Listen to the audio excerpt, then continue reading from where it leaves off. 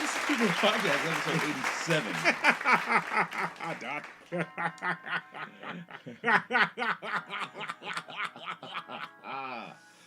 87. Merry Christmas, Happy Holidays, and the dawn of a new year is upon us. We're here.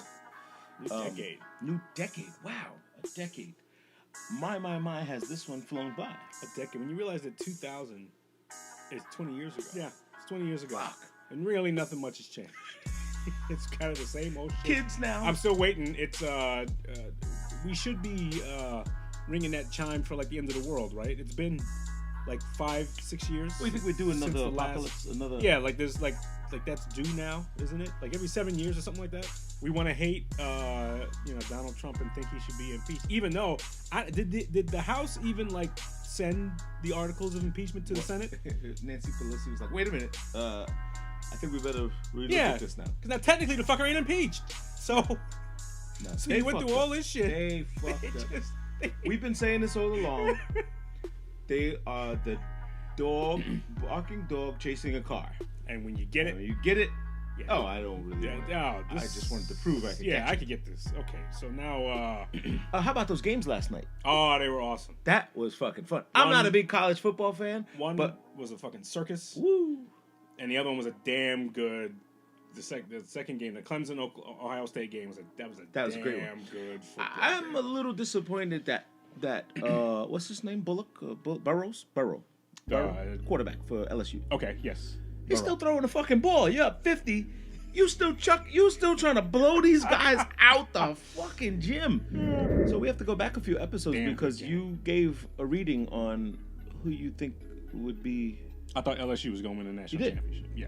Yeah. And they're on pace to do it. Yeah. So this game against Clemson is going to be tough though. Clemson has a good defense, and Clemson has if you want to give them credit for having a championship pedigree, they have it. So they're not concerned. They're not concerned with style points.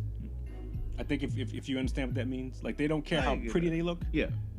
But if I end up with one more point than you, then I won. So it really doesn't matter. Right.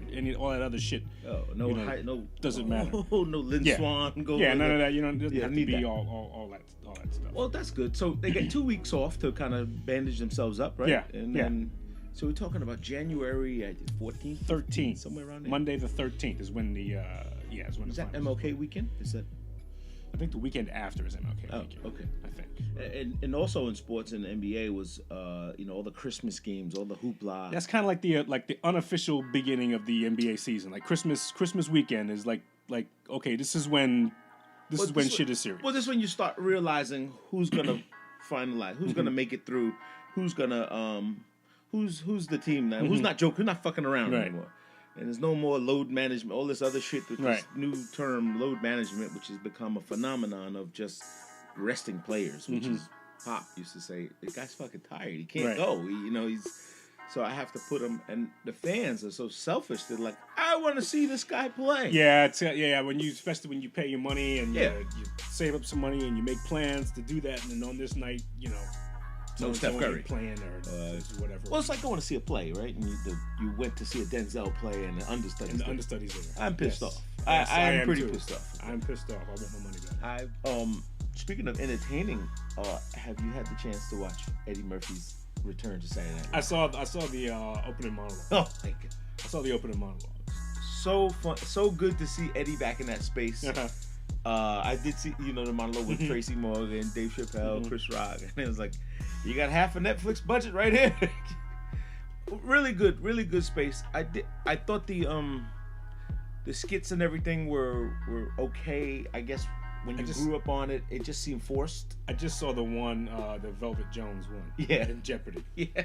Hi, I'm Velvet Jones. Yeah. I'm Velvet Jones.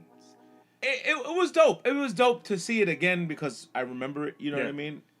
But I like what he said in the monologue. He's like, but if you're black, this is the first time you've been back to Saturday Night Live since I left. So, which is fucking true. But one of the things that I did realize in watching that monologue, some people are just not funny, Yeah. And I don't know how the fuck you have a stage like who made this decision that okay, hey, we're gonna do this shit. We're gonna bring up Tracy Morgan. Oh my God. Oh, we're gonna bring up Dave Chappelle. Yeah. Oh my God, Chris Rock. We're gonna bring up and Kenan Thompson.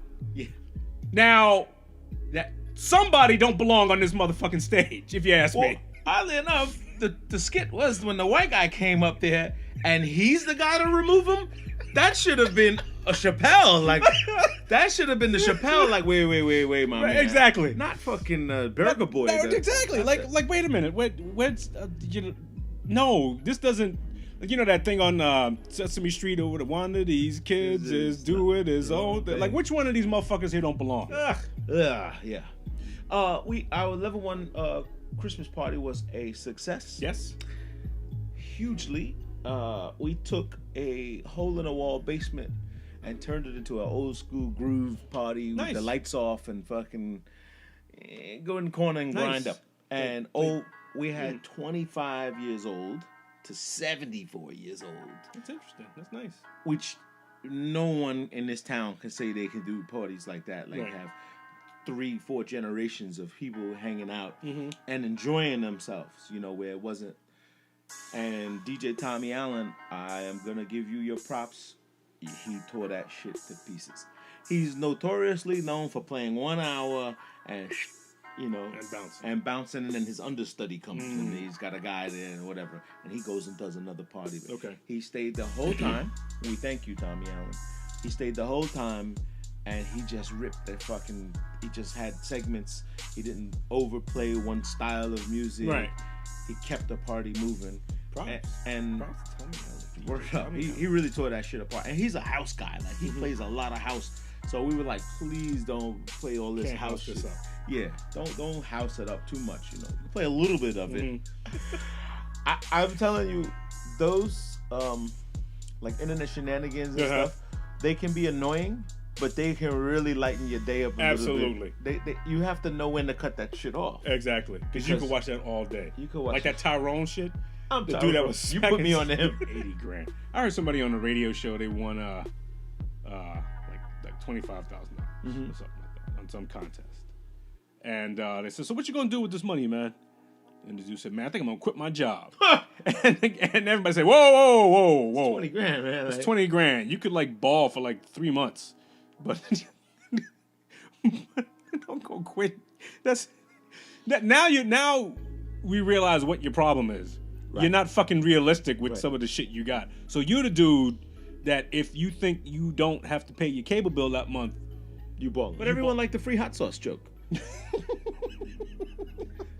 I don't know where we get it from, bro. I just came out of nowhere. I don't know where we pull these things from, but you can get yours too. Signing up and subscribing is free. Check us out on Anchor, Spotify, Apple Podcasts, and wherever you get your podcasts from. Wherever you get them from. All right, party people, we're going to get out of here. This is it for 2019. If you didn't make it, too bad. You lost. But you can always go to 13 Ghost TV, and you can always check out all the previous episodes. All of them are there. All. From one. This is Two Bros Podcast 87. Peace. Out. Hey, that's what they said.